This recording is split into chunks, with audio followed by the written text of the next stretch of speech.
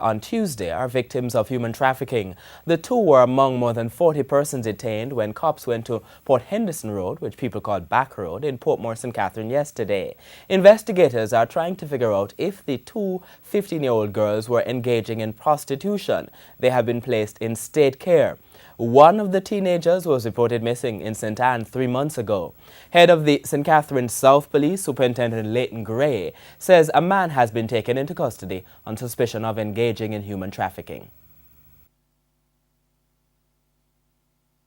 Based on our intelligence, we had actually have remained in custody 4 male, one of who is said to be the perpetrator who solicit or take these young girls into this space. So we are conducting some investigation around him, and we believe that he can assist us in our investigation as it relates to human trafficking.